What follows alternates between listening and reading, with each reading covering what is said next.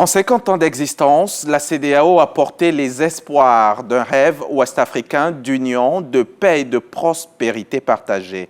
Mais entre avancées spectaculaires et crises à répétition, l'organisation peine à convaincre pleinement les peuples. Aujourd'hui, le moment est venu d'un face-à-face avec l'histoire, bilan sans complaisance et regard franc sur les perspectives. Bonjour, bienvenue, vous êtes dans Ça fait l'actualité. 1975-2025, voilà 50 ans que la communauté économique des États de l'Afrique de l'Ouest œuvre pour l'intégration sous-régionale. À quelques jours de la célébration officielle prévue ce 28 mai, l'heure est à la rétrospective, mais aussi au questionnement. Comment la CEDEAO s'est-elle hissée au rang de communauté économique régionale la plus intégrée du continent? Quels sont ses fondements? Quels sont ses acquis? Mais aussi quels sont ses défis? Entre avancées et turbulences, notamment avec le retrait du Mali, du Burkina Faso et du Niger, retour sur un demi-siècle de construction communautaire. Élément de réponse avec David Soyo. La communauté économique des États de l'Afrique de l'Ouest a 50 ans. Lors de sa création le 28 mai 1975, la CEDEAO s'est fixée pour mission la mise en place d'une union économique et monétaire forte. Mieux, promouvoir la coopération et l'intégration régionale avec à la clé la libre circulation des personnes et des biens. Depuis lors, l'organisation sous-régionale réfléchit, développe et finance des projets et programmes pour le développement et le bien-être des populations des États membres. Les investissements visent plusieurs secteurs d'activité, entre autres santé, agriculture, autonomisation de la femme et infrastructures. Désignée comme la communauté économique régionale la mieux intégrée du continent, plusieurs défis s'imposent à elle, notamment le retrait volontaire du Burkina Faso, du Mali et du Niger, l'intégration politique, la mise en place d'une nouvelle monnaie et surtout la lutte contre le terrorisme. D'ailleurs, la création d'une force antiterroriste prend de plus en plus forme. À la mi-juin, une rencontre est prévue avec les ministères des Finances et de la Défense des États membres pour déterminer les sources de financement de cette force régionale. Objectif, apporter la riposte aux attaques djihadistes en Afrique de l'Ouest. Le 22 avril dernier, lors du lancement des célébrités des 50 ans de la CEDEAO à Accra, le président nigérian Bola Ahmed Tinubu, président en exercice de l'organisation, a appelé à l'unité face aux défis sécuritaires croissants qui menacent la stabilité de la région ouest-africaine. Le 28 mai prochain, jour de la commémoration de ses 50 ans d'existence, la communauté économique des États de l'Afrique de l'Ouest est attendue sur son bilan et les perspectives. Merci David Soyo. Alors, pendant un peu moins d'une heure, je vais échanger avec deux sachants. Monsieur Valentin Mbougang, il est journaliste, analyste à Fraternité Matin. Bonjour Valentin. Bonjour. Merci de nous rejoindre sur ce plateau. Et puis, on a Dr Bamba Sidiki, qui est maître de conférence à l'université Félix Houphouët-Boigny. Et bonsoir, docteur. Bonsoir. Bienvenue sur notre plateau. Alors, pour vous, ma toute première question, c'est, en un demi-siècle, en 50 ans, docteur, quelles avancées concrètes la CEDEAO a pu avoir réalisées en matière d'intégration politique? Oh, il y a à manger et à boire, à vouloir égriner tout ce que la CEDEAO a pu faire. Les plus significatifs, peut-être. Voilà. Le plus significatif, c'est que dans l'évolution de la CEDEAO, il y a quand même deux moments. Le premier moment, c'est la création en 1975 jusqu'en 1993, pendant 18 ans, où on ne parlait pas de politique, où tout était économie, rien que économique. Et ensuite, on passe à une seconde phase à partir de 1993 jusqu'à aujourd'hui, où la politique s'ingère dans la façon, en tout cas, d'être en fait, s'ingère dans dans les pratiques de la CEDEAO. Donc, ce sont deux moments qui se complètent. Voilà. Que dire? Il y a des avancées, beaucoup de choses ont été faites. Après, on parle de la CEDEAO. En tout cas, quelqu'un ne peut pas dire, en tout cas, dans l'espace, nous n'avons jamais entendu parler de la CEDEAO. Ce sigle-là, en tout cas, nous parle. Maintenant, entre la réalité des avancées et les limites, il y a beaucoup à dire. Donc, au cours de l'émission, nous avons dit, pour moi, en tout cas, la CEDEAO, c'est quoi? Un univers, un grand bateau, et en même temps, oui, c'est en même temps un projet, comme vous l'avez dit. C'est un idéal à poursuivre. Donc, pourquoi pas? Il y aura beaucoup de choses à dire. Alors, pour vous, qu'est-ce que c'est? Un univers, un grand bateau?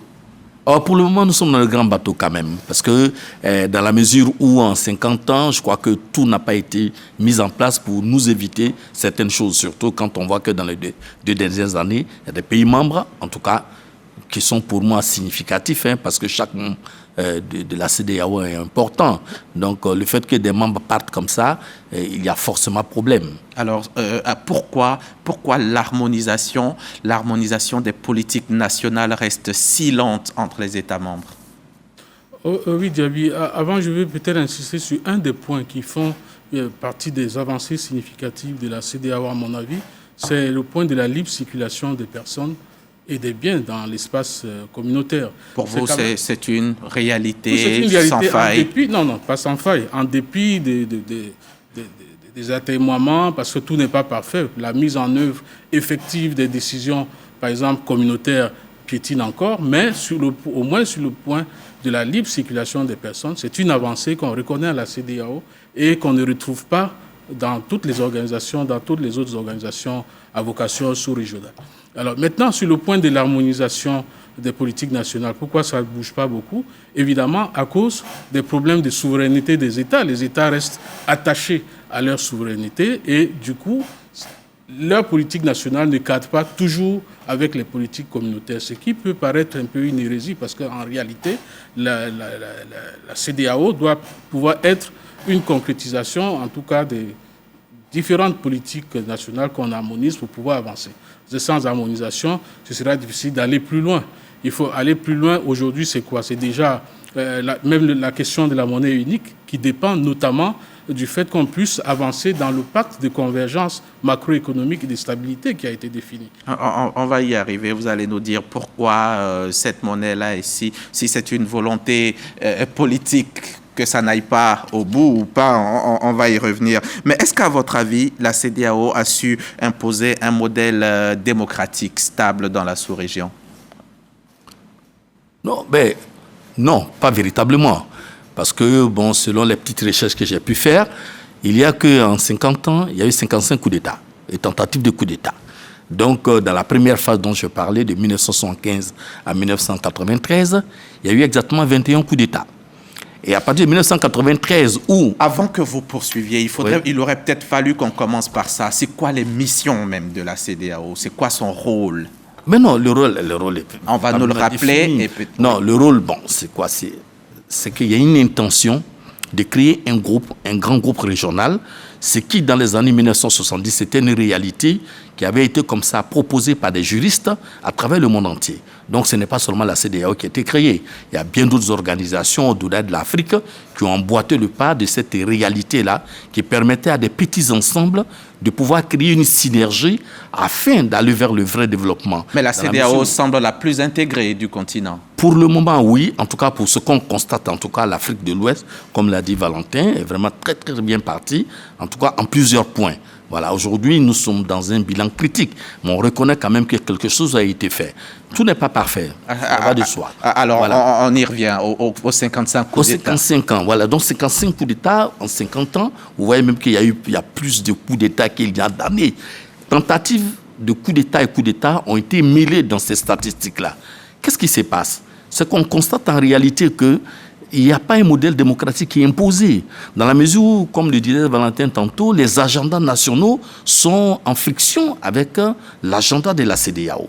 Donc, les premiers moments ont été quand même difficiles parce que les 21 coups d'État, quand ça arrive, en ce moment-là, il n'y a aucun problème. Il y a des changements constitutionnels ou anticonstitutionnels dans les États et les nouveaux maîtres des lieux s'installent à la CEDEAO, vont aux réunions de la CEDEAO. Personne ne dit quoi que ce soit. Donc les coups d'État ont été successifs comme ça, jusqu'à ce qu'en 1993, avant 1993, en 1990, c'est le vent de printemps de la démocratie qui a vraiment joué. Et en 1993, on a décidé vraiment de revoir les textes et d'ajouter le versant politique pour rendre la chose encore plus crédible. Mais c'est surtout en 2001, vous voyez, donc il y a seulement 24 ans, qu'on a mis en place un vrai protocole pour la démocratie. Mais entre ça aujourd'hui, Et vraiment, il y a des entermoiements, il y a des frictions, il y a des soubresauts, dans la mesure où, comme je le disais tantôt, localement, territorialement, il y a des problèmes. Ça fait qu'on ne peut pas... la Côte d'Ivoire, par exemple, n'est pas le Ghana, qui n'est pas le Nigeria, qui n'est pas le Bénin.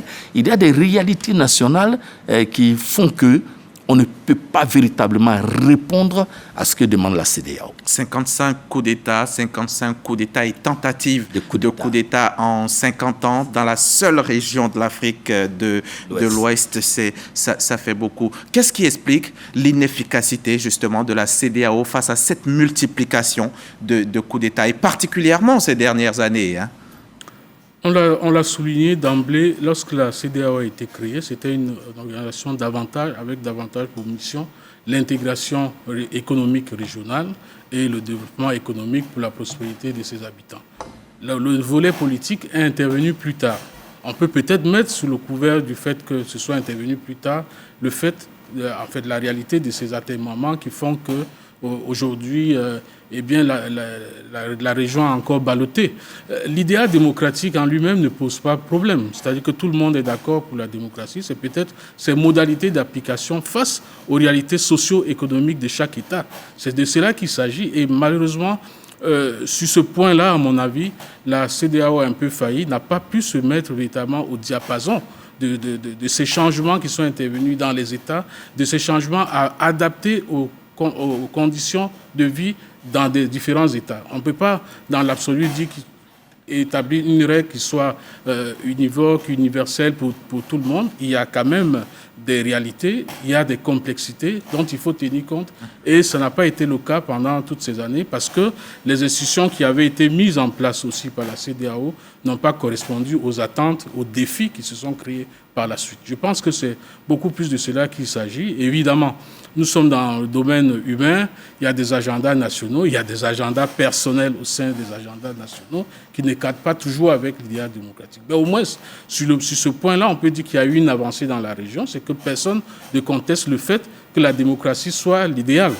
Personne ne le conteste. Maintenant, en raison de certaines contingences, on est arrivé à des remises en cause des ordres constitutionnels dans certains États.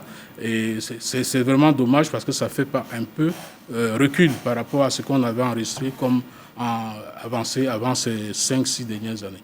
La CEDEAO dispose d'un instrument. Un instrument fort, c'est la Cour de justice. La Cour de justice qui est dotée d'un mandat fort et qui pourtant reste peu connu, peu utilisé des citoyens. Qu'est-ce qu'il explique, docteur? Non, sur le simple plan médiatique, d'abord, il n'y a pas suffisamment de publicité autour de cette Cour de justice. Pourquoi? Parce que cela dépend de ceux qui l'ont mis en place.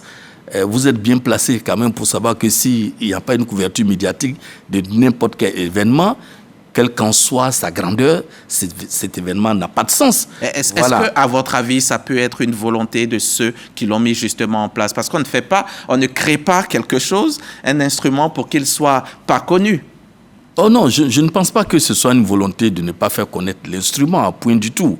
Voilà, il y a que nous sommes dans une complexité dans la mesure où la création d'un bloc régional n'est pas une évidence. Voilà, donc heureusement que cette cour existe, mais cette cour prendra le temps de sa maturation. Pour le moment, il y a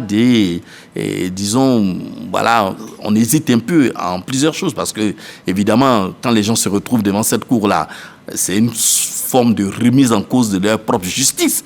Il y a tout ça. Donc, il y a beaucoup de choses qui rentrent en ligne de compte. Comme l'a dit Valentin, ce n'est pas aussi facile que cela. Et moi, je pense que le fait que la Cour existe avec bien d'autres instruments, on va apprendre à les connaître. Lorsqu'il aura jusqu'à quand ça fait déjà tant d'années une stratégie de communication qui consistera à voir que ce sont les peuples qui doivent en tout cas se saisir de la CEDEAO. Parce que pour le moment, c'est resté quand même un bloc, une affaire d'élite. C'est normal, hein, il faut bien que ça commence quelque part. Et petit à petit, ça va descendre dans la société et il y aura un changement de perspective, un changement de représentation de la CEDEAO. Parce qu'il faut dire que chaque fois que dans les pays on entend parler de la CEDEAO, c'était surtout pour venir intervenir. Il y a eu ce moment-là depuis l'ECOMOG qui a fait qu'il y a une nouvelle représentation de la CEDEAO qui est vue comme un grand gendarme, alors que ce n'est pas toujours qu'on aime les gendarmes.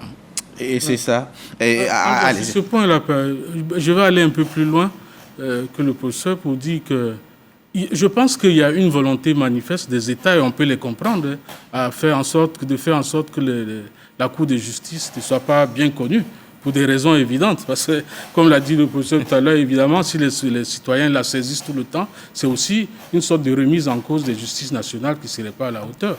Donc, aucun État n'a intérêt à faire la publicité d'un organe qui peut nuire à ses intérêts. Alors, donc, de ce point de vue, la Cour, c'est une forte avancée, c'est une grande avancée. Elle aurait pu représenter quelque chose de symboliquement et de pratiquement fort si les citoyens s'en étaient véritablement saisis. Mais du moment où il n'y a aucune publicité réelle sur l'existence de cet organe, et du moment même où certaines décisions de ces organes sont foulées aux pieds par les juridictions nationales, par les États nationaux, il y a un problème. Ça pose le problème parce que la CEDEAO, les évolutions et autres, il ne faut pas les déconnecter de la réalité internationale du moment. À ce moment où il y avait une ferveur autour des instruments démocratiques, c'est également le moment où la démocratie s'installait de par le monde, où il y avait même des conditionnalités des institutions internationales. Il faudrait que vous ayez tel type d'institutions représentatives, des institutions fortes, pour qu'on puisse véritablement vous aider également au plan économique. Donc, il y a eu des institutions, il faut le dire, il faut le reconnaître, qui ont été mises sous pression des réalités internationales. Du coup, pour les mettre véritablement en œuvre, il y a un problème. Les gens ne sont pas prêts, les États ne vont pas de gaieté de cœur, parce que c'est également une mauvaise publicité pour leur justice nationale. C'est ça. Docteur, vous avez évoqué l'ECOMOG, donc cette force militaire multinationale qui a été mise en place par la CEDEAO pour mener des opérations de maintien de la paix et d'intervention militaire dans les pays membres en proie à des conflits armés ou à des crises. Alors, l'ECOMOG, selon vous, a-t-il été un outil militaire efficace ou un instrument politique mal utilisé? Non, pas du tout mal utilisé. Je pense qu'il faut qu'on essaie de rester dans le contexte. Lorsqu'on crée l'ECOMOG, nous avons la guerre du Libéria. Voilà, donc il y a quand même une réalité historique qui a vu la naissance de l'ECOMOG pour mettre fin à une vraie tragédie qui se passait en Afrique de l'Ouest. Oui, c'est ça. Et au Nigeria, c'était entre 90 et 97. C'était d'ailleurs la première mission de grande envergure pendant la guerre civile libérienne. Tout à fait. Donc, vous voyez bien que c'était en tout cas une création qui répondait à une urgence. Et cette urgence-là, c'était de mettre fin au massacre qui s'est passé au Libéria.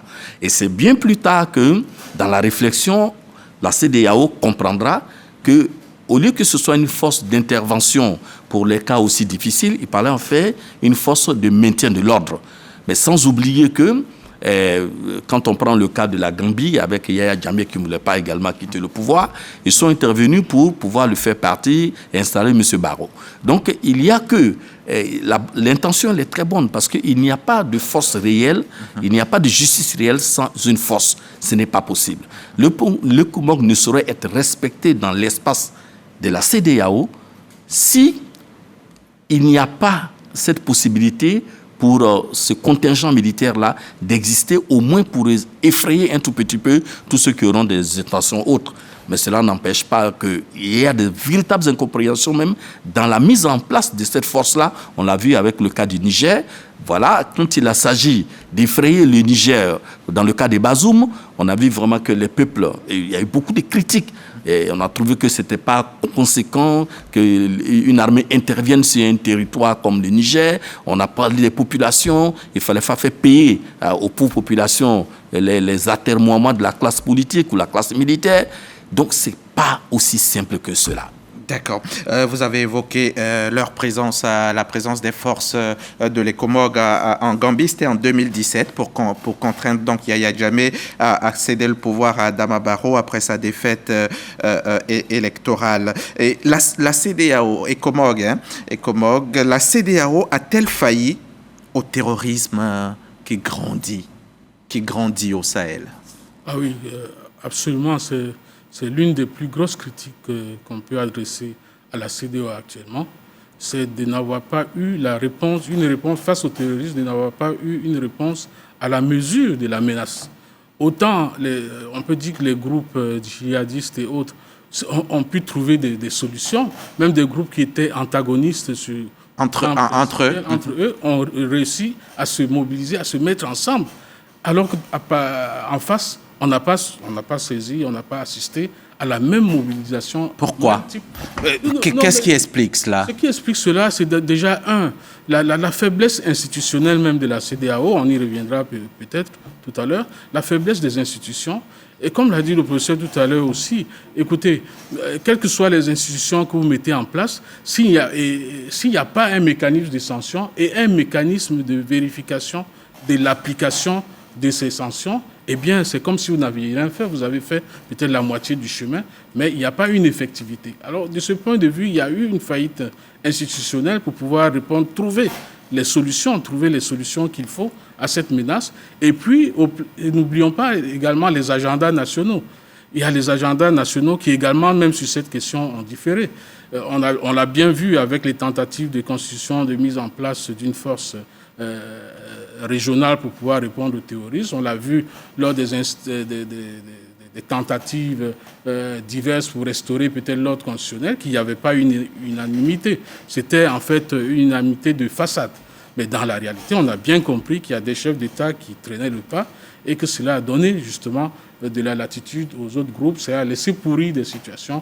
Le fonds de $1 milliard qui avait été décidé lors d'un sommet pour pouvoir faire face au terrorisme, on ne l'a pas vu. Et le fait qu'on ait mis en avant plutôt... Comme s'il n'y avait pas de volonté des États membres. C'est pour ça que je dis que d'un côté... Alors, avec tout ce qu'on subit, tout ce qu'on voit, tous les dommages que nous font connaître le terrorisme, le djihadisme et tout ça, on n'est pas conscient suffisamment pour prendre le taureau par les cornes et puis essayer de faire ce qu'on a décidé de faire. Malheureusement, il y a un grand hiatus entre les déclarations et la réalité.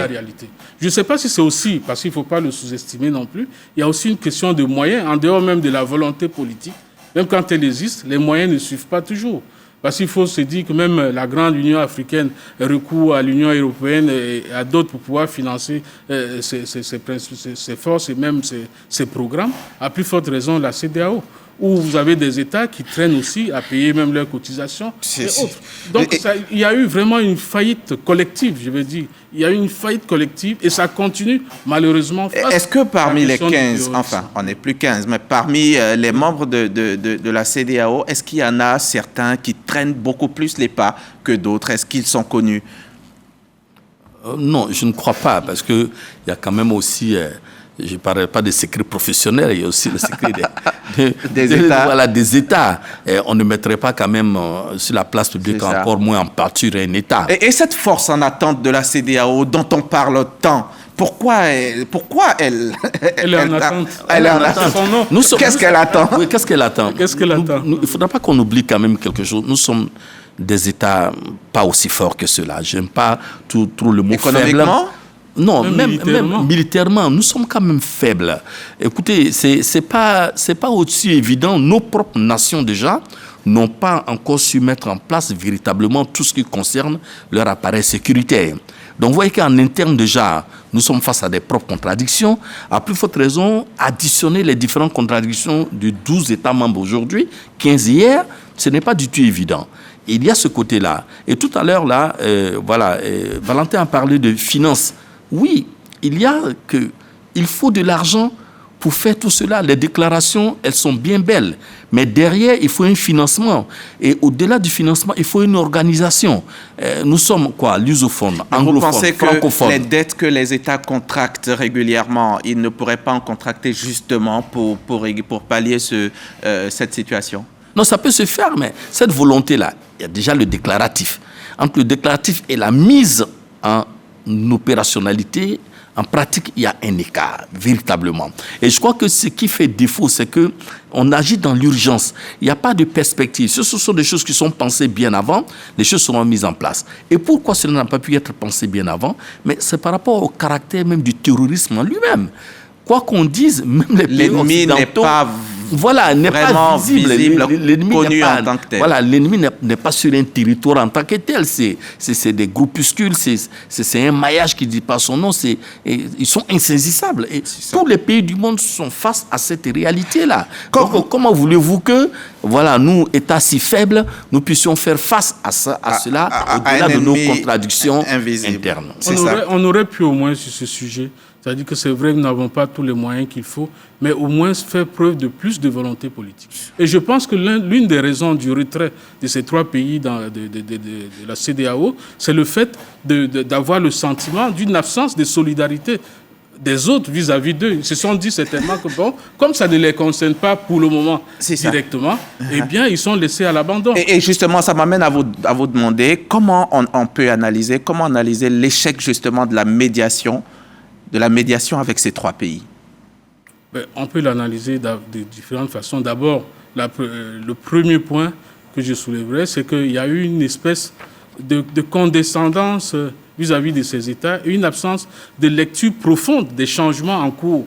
Et ça continue même chez certains intellectuels qui ont pensé que non, bon, c'est un mouvement d'humeur, ils ne pourront pas aller bien loin. D'ailleurs, qu'est-ce qu'ils représentent? Il y a eu beaucoup de réflexions de ce genre qui animaient une sorte de... bon, ils peuvent s'en aller, bon, la communauté demeure, les grands États forts sont là, encore là, et c'est des peuples sahéliens sans ressources, entre guillemets, supposées. Mais il y a eu déjà ça qui fait que les choses ne se sont pas passées comme il se devait. Moi, je pense que c'est déjà le premier point à mettre en exergue. Ensuite, dans la sous-région, vous avez vu que même quand les États sont sortis, la médiation même de la CEDEAO a été assez timide. Parce que déjà, on a agité le bâton. On a agité le bâton et ça a crispé davantage parce que c'est ce que j'appelle une mauvaise lecture des réalités profondes dans ces pays-là. Voilà. Parce qu'on a pensé que bon, c'était peut-être comme avant, donc on peut faire des sanctions, agiter des sanctions contre leurs dirigeants, alors que les peuples, en tout cas une bonne partie du peuple, on les a vus acclamer ces nouveaux dirigeants. Vous pensez donc que dans d'autres États, on se prépare à leur emboîter le pas? C'est possible. L'espace CEDEAO est-il aujourd'hui un véritable marché commun ou une illusion d'unité économique? Moi, je ne m'avancerai pas à dire que ce n'est pas un marché commun. Je pense que si on avait peut-être sur le plateau des économistes ou encore des gens qui profitent véritablement de ce que l'espace CEDEAO leur offre, ces gens-là ne diront pas que ce n'est pas un vaste marché. En tout cas, c'est à la disposition de tout le monde. Ce n'est pas du virtuel. Comme on l'a fait remarquer au début de cette émission, effectivement, la libre circulation des biens et des personnes participe déjà de ce marché commun-là. Maintenant, chacun pouvoir créer des entreprises dans d'autres États, alors que nous n'en sommes pas des nationaux, ce sont déjà des choses qui sont très, très bien. Je crois que le marché commun, dans l'idéal auquel on a pensé, nous ne sommes pas encore arrivés à ce stade-là. Mais forcément, on va y parvenir parce qu'on n'a pas le choix. C'est ça. Peut-être, Hamza, pour compléter ce que dit le professeur, c'est-à-dire que sur ce terrain, je pense que c'est l'un des rares terrains où on peut dire que la CEDEAO est vraiment en train de réussir. En train de réussir. Parce qu'il y a quand même un schéma, de facilitation des échanges qui existe. Et je disais une intervention de l'actuel président de la commission, le docteur Touré, qui parlait de plus de 15 000 entreprises qui en bénéficient. Puis, il y a des mises en œuvre plus ou moins réussies du TEC, qui est le tarif extérieur commun. C'est ça. Et ce sont des grosses avancées vers le marché commun qui, comme on le sait, est un peu comme le stade. Mais le TEC, il ne profite pas pleinement aux économies locales. Oui, pas pour le moment. C'est pour ça que je dis qu'en attendant que ça réussisse véritablement, parce que les textes sont en place, il y a des balbutiements, il y a des avancées, mais il reste encore beaucoup de choses à faire. C'est ça. Par exemple, la mise en œuvre effective des réglementations de la CEDEAO pose encore problème. Je pense qu'on a encore à un stade de 30-40% selon des États de mise en œuvre des réglementations communautaires qui ont été actées collectivement, mais qui ont du mal. On le voit par exemple aux frontières, malgré tout ce qui a été pris comme mesure, on voit bien que aux frontières des États, par exemple, ça pose encore problème. Il y a des obstacles, ce qu'on appelle dans le jargon les obstacles non tarifaires. Il y a des obstacles tarifaires qu'on est parvenu plus ou moins à contenir, pour faire Mais il existe d'autres obstacles qui, eux, sont non tarifaires. Les contrôles policiers inopinés de part et d'autre. Voilà, c'est ce qui empêche véritablement sur ce terrain, si la CEDEAO est en train de réussir, il y en a un autre terrain où ça, c'est pas forcément le cas. Je suis obligé de courir. J'ai une tonne de questions pour vous, alors que le temps qui nous est imparti est tout petit comme ça. L'échec du lancement de la monnaie unique ECO. Est-ce que cet échec traduit une absence de volonté politique ou alors c'est une insuffisance, je ne sais pas, une incapacité structurelle? Non, je ne dirais pas ça comme ça. Parce que pour moi, en fait, on est toujours dans le même débat et les mêmes conditions et même les mêmes paramètres qui ont prévalu pour les autres cas dont nous avons parlé tout à l'heure. L'ECO, c'est une monnaie unique. Et donc, je pense que les gens y ont pensé depuis, mais sa mise en place pose problème. Je reviens encore sur mon expression. En tout cas, ça rentre en contradiction avec les agendas nationaux. Et économiquement parlant, sans être un spécialiste de la chose, ce n'est pas du tout évident qu'il y ait cet équilibre-là qui permet de faire des choses. Ailleurs, ça a marché pourtant, ça a bien fonctionné. Ailleurs, où? On a l'euro aujourd'hui. Oui, mais à part l'euro dont tout le monde parle, à part l'euro qui a attendu combien d'années avant... Mais il y a déjà l'euro. Oui, il y a déjà l'euro. À part l'euro. Oui, mais je dis à part l'euro, il n'y a pas beaucoup d'exemples quand même. D'accord. Et ils ont pris le temps parce que avant de pouvoir basculer à l'euro, mais il y a eu des années de travail derrière.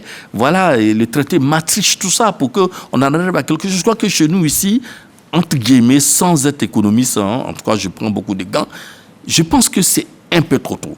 Il faut pour moi encore une véritable maturation. Il y a encore des problèmes à régler. Après, si c'était facile, ça se serait fait depuis longtemps. Oui. Si ça n'a pas été... Les économistes auraient peut-être des réponses beaucoup plus claires. Voilà. Donc, il y a des choses que nous ne maîtrisons pas encore du point de vue économique, du point de vue monétaire, voilà, qui doivent être en tout cas réglées avant qu'on en arrive On va en finir avec ce premier axe de notre émission, avec cette question. Quels impacts concrets des politiques de la CEDEAO sur l'éducation, la santé et l'emploi dans la région ouest africaine?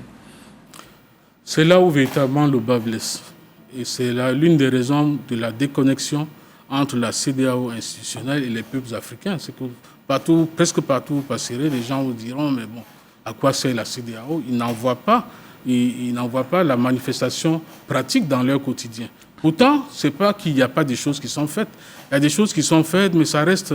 Il y a encore une bureaucratie très lourde, vous savez, au sein de la CEDEAO. Ce qui a expliqué même qu'à un certain moment, on parle plutôt de la CEDEAO des peuples plutôt que la CEDEAO des États, parce que l'organisation a bien pris conscience du fait que les peuples ne se reconnaissent pas véritablement dans leur organisation et qu'il faut faire davantage de choses qui impactent leur quotidien. Pour les populations. Il faut faire davantage dans le secteur de la santé, parce que l'Afrique de l'Ouest reste encore l'une des régions où, au plan de la santé, il y a énormément à faire. Que ce soit la santé maternelle, que ce soit la santé tout court, il y a beaucoup à faire. L'éducation également. Il y a des États où le taux d'illettrisme est véritablement parmi les plus élevés au monde. Alors, l'emploi, on n'en parle pas. Il faut créer au moins 7 à 8 millions d'emplois par an dans la CEDEAO pour pouvoir contenir tous ces jeunes qui vont sur le marché du travail. Or, il n'y a pas encore les politiques, en tout cas mises en œuvre jusqu'ici par la CEDEAO, n'ont pas un impact réel de ce point de vue-là. L'axe 2 de notre émission, ce sont donc les perspectives. La question qui me vient en tête là tout de suite, comme ça, c'est où on en est? Où en est la mise en place de la force antiterroriste régionale? Nous sommes toujours à l'état de balbutiement. Il y a des déclarations qui sont faites. Donc maintenant, on attend la volonté politique réelle pour que cette force puisse être mise en place.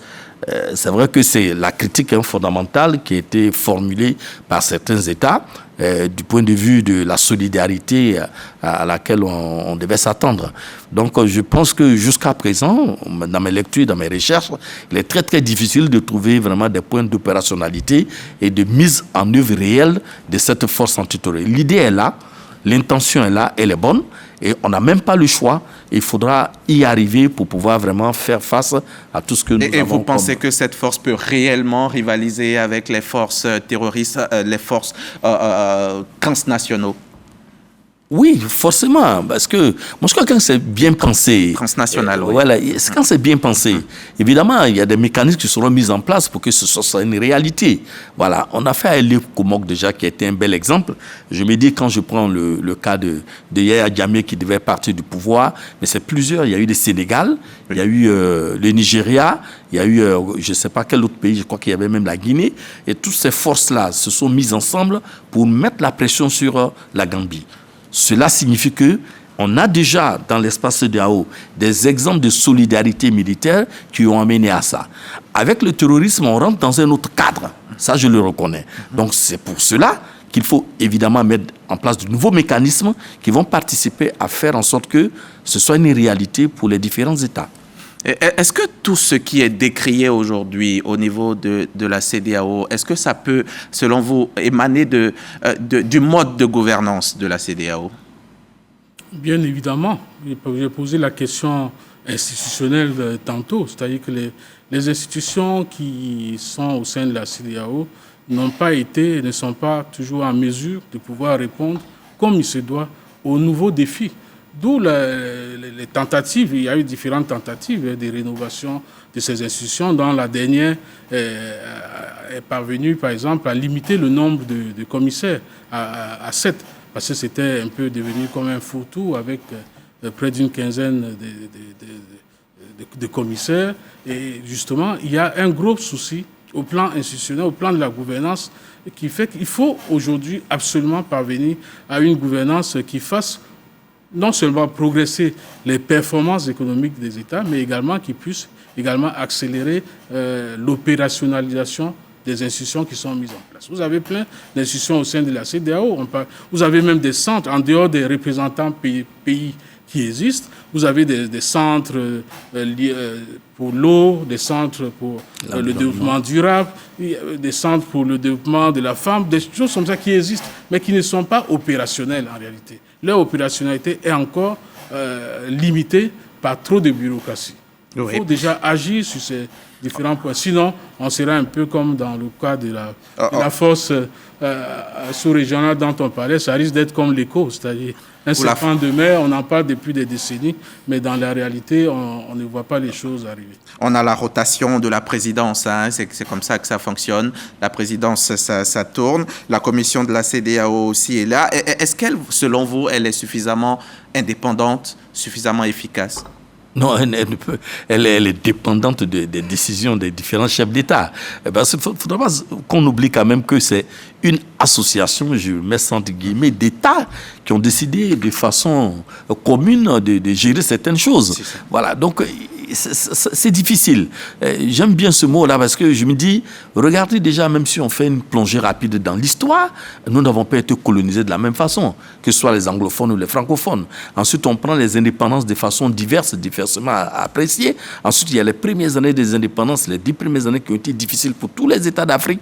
Voilà, où il y avait les multiplications de coups d'État parce qu'évidemment, les agendas politiques nationaux étaient compliqués à gérer avec tous nos problèmes que nous savons.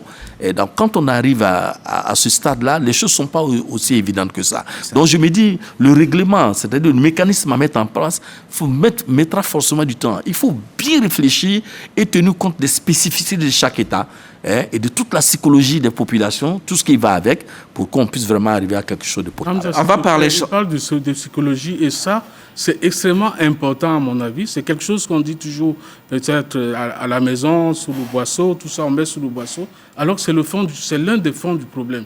C'est-à-dire qu'au niveau de la psychologie, de la mentalité même au sein de la CEDEAO, comme l'a dit le professeur, il y a eu des pays colonisés par la France, par l'Angleterre et autres. Et puis surtout, c'est resté dans les têtes de beaucoup de personnes. Et en plus, vous avez, il ne faut pas l'oublier, cette confrontation larvée qu'il y a toujours eu entre le Nigeria, première puissance économique de la région, et les autres États.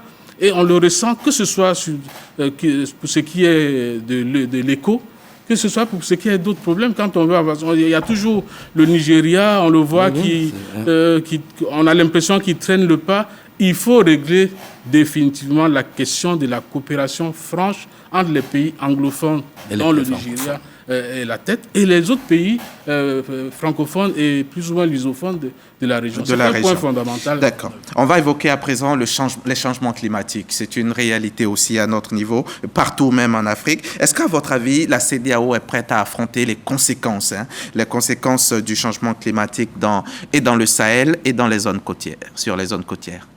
On n'a pas le choix. Voilà, c'est une réalité planétaire, donc tout le monde est confronté aux mêmes difficultés.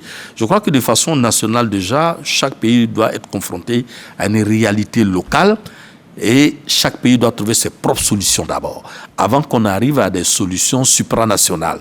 Donc vous voyez bien que c'est bien beau de parler de la CEDEAO dans la résolution des différents problèmes, mais ce n'est pas aussi évident pour ce grand bateau dont j'ai parlé au départ de pouvoir mettre ensemble toutes les réalités de tous les pays. Donc il faut un début de solution déjà dans les pays. Et après, la CEDEAO viendra pour moi en sorte de relais et ensemble les différentes expériences pourront être mises ensemble pour vraiment avoir une réponse globale à un problème qui est planétaire. C'est ça. Depuis sa création en 1975, la CEDEAO s'est voulue donc un moteur de l'intégration sous-régionale. Mais qu'en pensent les populations? À l'heure donc du cinquantenaire, quel regard les citoyens portent-ils sur cette organisation et surtout, quelles sont leurs attentes face aux multiples défis actuels? On voit ce micro-trottoir qui a été mené par Davis Oyo. Ce que nous attendons de la CEDEAO, c'est qu'elle investisse plus pour l'autonomisation de la femme et surtout pour la prise en charge du couple mère-enfant. Particulièrement, on attend de la CEDEAO beaucoup plus de rigueur parce que nous savons tous que la CEDEAO a les meilleurs tests. Mais ce qui fait défaut à la CEDEAO, c'est l'application des tests. On a le cas des pays tout récemment qui ont formé le bloc AES, qui ont quitté la CEDEAO. On dit que la sanction est censée marquer la personne pour que la personne revienne, elle ne recommence plus. Mais au contraire, malgré que les sanctions se lèvent, il y a d'autres personnes encore qui s'engagent dans les coups d'État. Personnellement, j'attends un financement, surtout au niveau de la sécurité. Parce qu'en cette année électorale, nous avons besoin de beaucoup de paix. À côté de la sécurité aussi, j'opte pour la santé. La santé, parce qu'il faudrait que la population soit en bonne santé pour pouvoir vaquer à ses occupations et même exercer son droit légal qui est celui de voter. Ceci, s'investir dans, les infrastructures routières pour permettre aussi le déplacement facile de la population, la construction des écoles voilà, pour nos enfants et même pour les jeunes. J'attends de la CEDEAO en matière de lutte contre le terrorisme, c'est qu'ils puissent former l'armée de la CEDEAO pour pouvoir combattre les terroristes qui sévissent contre les terroristes qui sont dans les différents pays, États membres de la CEDEAO. Et puis s'ils peuvent lutter contre la drogue, le banditisme, les gangs qui sévissent de part et d'autre, ça sera franchement très bon. En tant qu'Ivoiriens et en tant qu'Africains, ce que nous demandons à l'organisation, c'est la mise en place du système de l'ECO pour l'application de la monnaie ECO afin que tous les États de l'Afrique de l'Ouest puissent avoir une monnaie unique et l'ECO tout simplement. J'attends à ce que la CEDEAO puisse faire des réformes au sein de son organisation. Vu qu'on constate qu'il y a un désordre, les gens se retirent n'importe comment. S'ils pouvaient essayer de faire des réformes et puis de respecter aussi les engagements qu'ils ont eu à faire dans les traités, c'est tout. Messieurs, comment réconcilier une organisation avec les populations, une organisation qu'elles considèrent comme lointaine et souvent même comme inefficace? C'est dû à un phénomène qui est que depuis longtemps, les populations n'ont pas été éduquées à savoir véritablement ce qu'est la CEDEAO. Et comme je le disais au début, c'est que la représentation de la CEDEAO, ça s'est passé dans des cas d'urgence, où on avait les agendas nationaux qui étaient en contradiction avec les impositions de la CEDEAO. Donc la CEDEAO venait dans ces pays-là en ennemi. C'est comme ça que les choses étaient perçues. Donc aujourd'hui, même quand on prend les États de l'AES, ceux qui sont au pouvoir, les juntes militaires, ont pu avoir des éléments de langage pour fédérer autour d'eux le rejet de la CEDEAO. Et dans tous les pays, les choses se sont passées comme ça. Donc, je pense que les populations, ce qu'elles disent de la CEDEAO, c'est ce qu'elles savent de l'actualité de la CEDEAO, c'est ce qu'elles savent de la médiatisation de la CEDEAO et des événements tels qu'elles sont couverts par, en tout cas, les journalistes et les médias. À partir de ce moment-là, l'idée qui ressort, c'est qu'aujourd'hui, il y a une forme de déception, mais en même temps, il y a un réel espoir. Quand on écoute les gens, ils comptent sur la CEDEAO pour régler beaucoup de problèmes qui, de mon avis, sont des problèmes purement nationaux. Voilà, le problème de l'éducation, le problème de la santé, le problème de la sécurité. Quoique la CEDEAO, ils participent quand même, ils ont des programmes pour faire cela, même des routes, ils en construisent. Tout à fait. Mais il y a le rôle régalien quand même de l'État qui fait qu'il y a les réalités de chaque État face à ces choses-là. Voilà, l'éducation en Côte d'Ivoire dépend du gouvernement ivoirien, des Ivoiriens eux-mêmes, en fonction d'un programme bien connu et pensé par rapport aux réalités de la Côte d'Ivoire. Donc, je pense qu'il y a tout ça.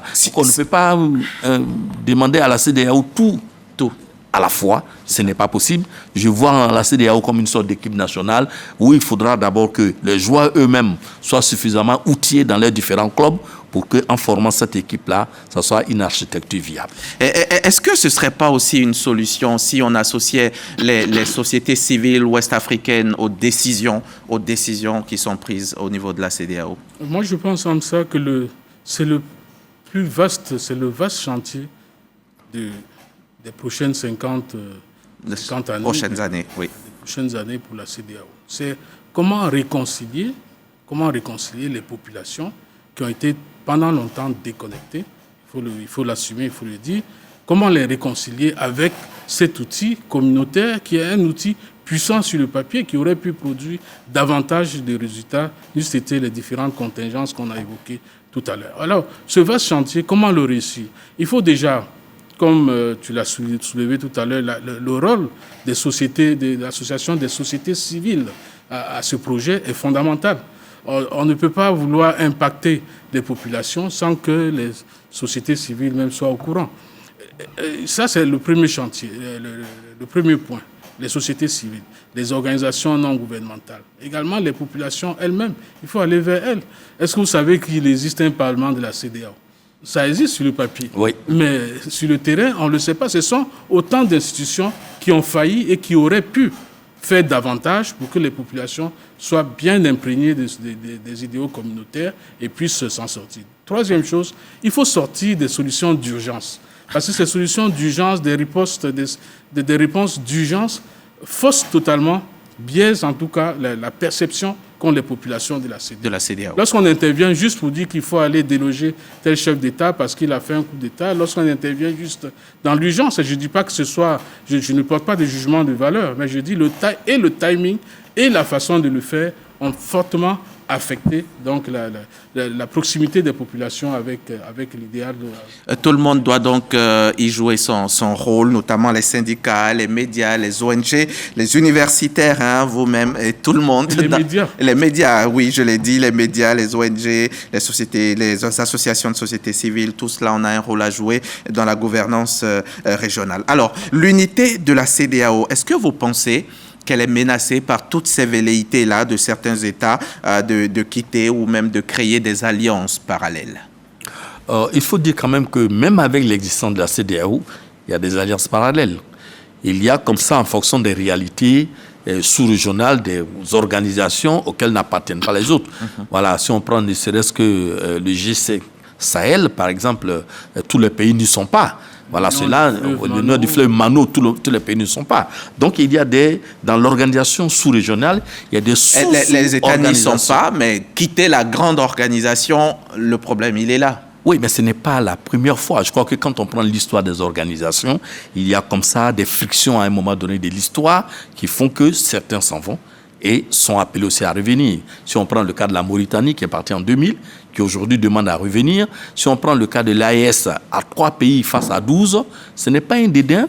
Moi je dis en tout cas, il va arriver un moment, à preuve, les négociations continuent. Ils n'ont pas arrêté, même aujourd'hui encore, dans mes lectures. J'ai lu que la CEDEAO envoie une délégation au Mali pour aller encore discuter avec l'AES pour qu'il y ait des accords sur, en tout cas, le minimum.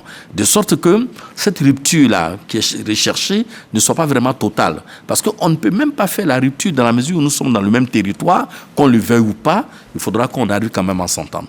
Et je pense aussi que la CEDEAO a réussi quelque chose en se créant en 1975, c'est en fait le pacte de non-agression.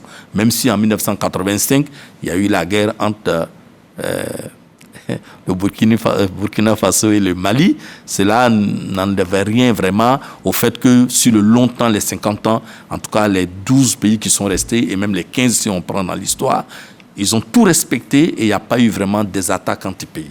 Ça, c'est déjà un avantage. On est en train de terminer. Il nous reste encore deux petites minutes. J'ai encore le temps de vous demander si vous pensez que la CEDEAO peut rester neutre face aux influences croissantes des grandes nations comme la Chine, comme la Turquie, les États-Unis, la Russie. C'est difficile, mais pas impossible. Et c'est ce que doit faire la CEDEAO. C'est ce qu'on attend de la CEDEAO aujourd'hui. C'est de ne pas être à la traîne d'autres puissances et autres. C'est de se forger une vraie puissance à elle toute seule. Elle en a le potentiel. En 2017 encore, la CEDEAO représentait, avec ses 15 États membres et les PIB cumulés, occupait un rang de 25e ou 27e puissance économique mondiale. Vous vous rendez compte?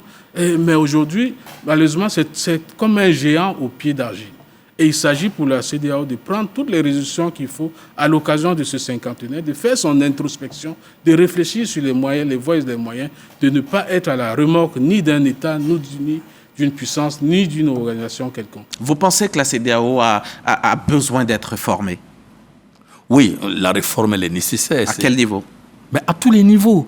Parce qu'il faut d'abord faire de l'introspection, comme l'a dit Valentin. C'est très, très important. C'est à ça que servent les bilans.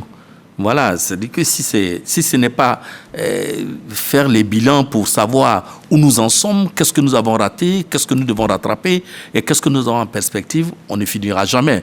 Du point de vue géopolitique, qu'on le veuille ou pas, les autres vont chercher à phagocyter la CEDEAO.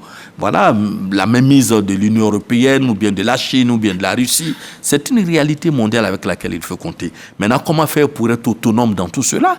Ben, ça revient aux décideurs, aux penseurs, pour que dans ce magma mondial-là, on puisse quand même trouver notre chemin à nous, qui fera que la CEDEAO, telle qu'est pensée depuis 1975, voilà, puisse toujours rester ce grand CEDEAO. Et on va presque finir sur ça, M. Mbougueng, Valentin. À quoi ressemblera la CEDEAO dans 10 ans si elle échoue justement à se réformer, comme l'a dit Dr Sidiki? Bien, si la CEDEAO échoue à se réformer, à réformer ses modes de gouvernance pour être plus proche des populations, ce sera un groupuscule totalement isolé, avec d'autres départs, et qui sera probablement totalement noyauté dans le vaste marché commun africain qui est en train de se mettre en place avec la zone de libre-échange économique africaine. Et malheureusement, l'hydre terroriste, c'est ce qu'on craint le plus. Il faut craindre que face à la mollesse de la réponse face au terrorisme, que les groupes terroristes trouvent davantage de vigueur pour totalement phagocyter les États de la région. Il y a urgence à se réformer pour agir pour demain. Merci. Valentin Mbougueng, journaliste, analyste, Monsieur Bamba, docteur Bamba Sidiki, maître de conférence à l'université Félix Houphouët-Boigny de Cocody à Abidjan. Merci beaucoup. Merci d'être venu pour qu'on célèbre ensemble à notre manière en tant que média, chaîne de télévision. C'est ce cinquantenaire de la CEDEAO, l'institution sous-régionale. À l'épreuve donc du temps, la CEDEAO a résisté, souvent vacillé, mais rarement renoncé. Si les défis sont immenses, les attentes le sont tout autant, vous l'avez compris, dans une région tenaillée par les coups d'État, l'insécurité et les fractures économiques. L'avenir de l'intégration ouest-africaine ne dépend donc plus seulement de ces institutions, mais de la volonté collective des peuples et des dirigeants, comme l'ont dit mes invités ce soir. Bon anniversaire à l'institution sous-régionale, joyeuse célébration de ce cinquantenaire et vive la CEDEAO pour le demi-siècle prochain. À bientôt.